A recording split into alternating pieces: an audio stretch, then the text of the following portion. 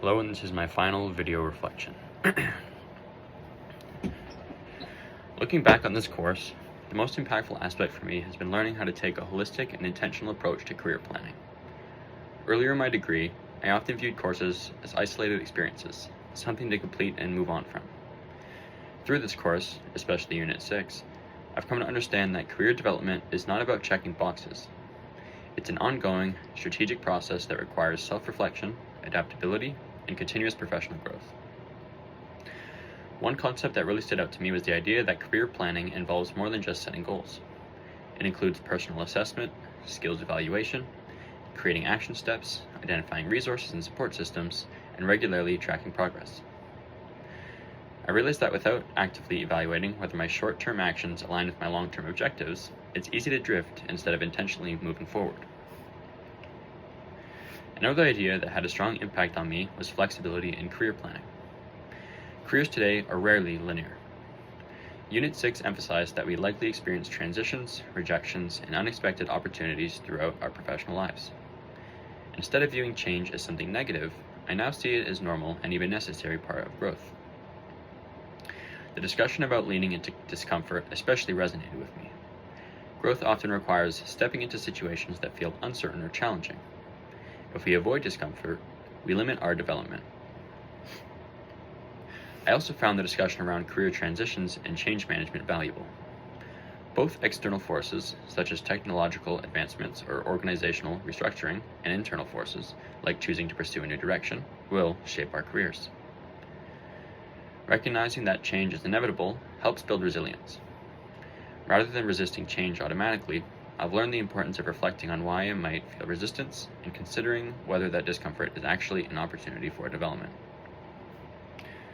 Additionally, the section on negotiation expanded my understanding of professional confidence. I hadn't previously thought deeply about how important it is to know your market value, assess your worth, and frame conversations professionally. Learning that negotiation involves research, flexibility, and maintaining a respectful tone reinforced that advocating for yourself is a professional skill, not something to avoid. Moving forward, one career goal I will continue working on is strengthening my readiness for a career in social work and mental health support. For me, this means more than simply gaining experience. It involves intentionally developing the competencies, ethical awareness, communication skills, and cultural sensitivity necessary to work effectively with diverse and vulnerable populations. I want to approach this goal using a structured career plan rather than relying on chance opportunities. To help achieve this goal, I will take two specific actions.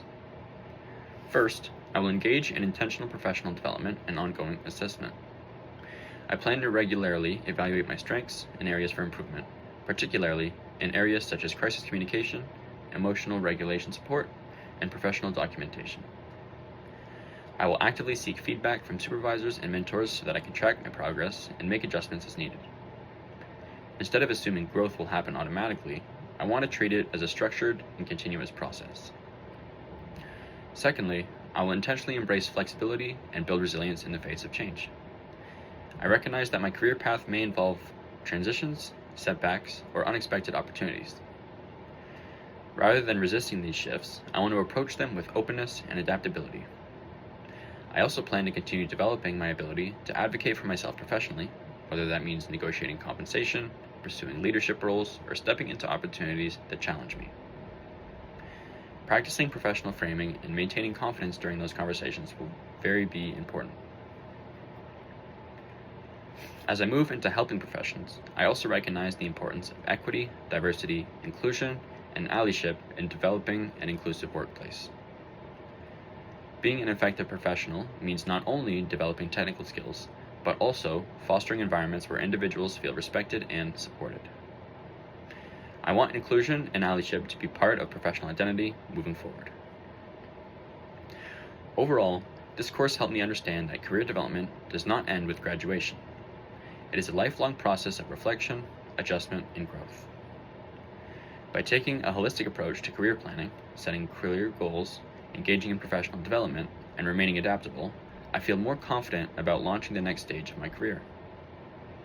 I am leaving this course not just with the knowledge, but with direction and a clear sense of how I want to move forward. Thank you for listening to my final video journal review.